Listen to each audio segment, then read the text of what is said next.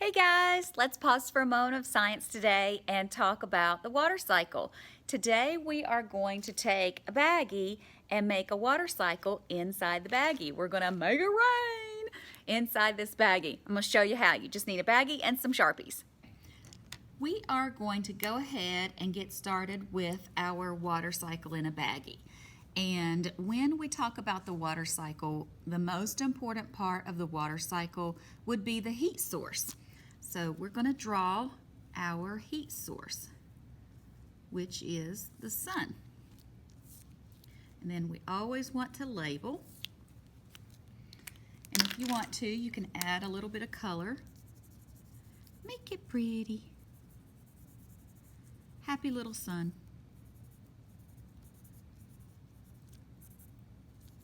All right, there's our heat source.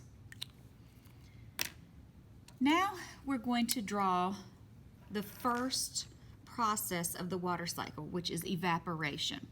And evaporation, I prefer that we use red because that shows that it's hot, that it's heated. And since evaporation is invisible, we just have to note it by some arrows. And then of course we want to label.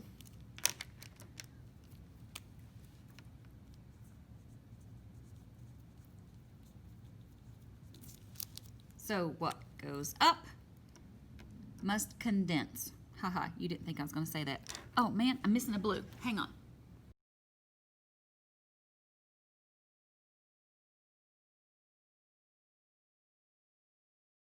Okay, back. Got my blue mark. Are you kidding me? Oh, that is blue. Looked black there for a minute, didn't it? So I'm going to draw some clouds.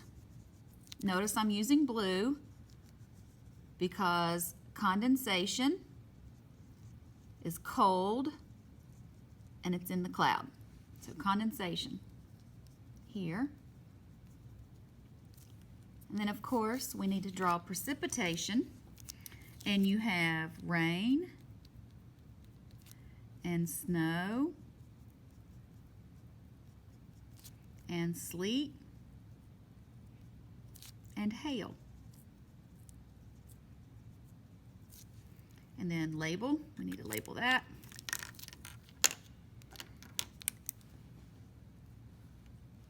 I don't know where I'm going to put it.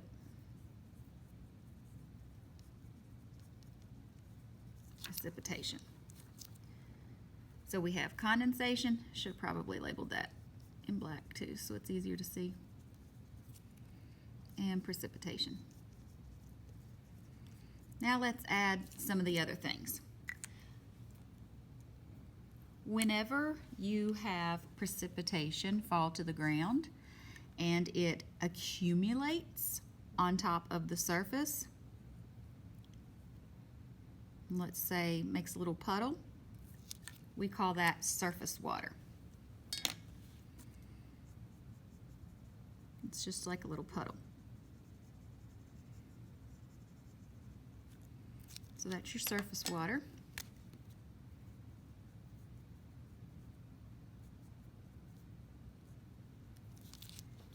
And of course, when you have a slope,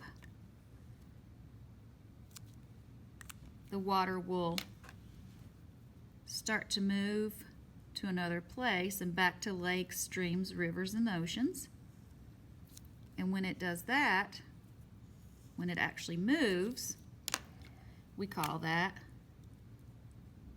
runoff. When it actually runs off the land. Inside the ground, water will seep inside the ground.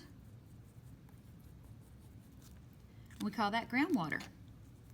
So you've got water that soaks down into the ground. If you get your water from a well, then you have groundwater as your water source.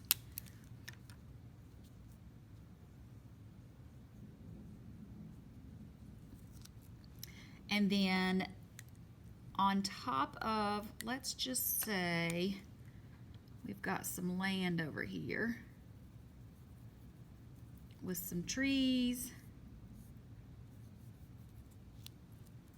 and flowers and grass all kinds of good stuff.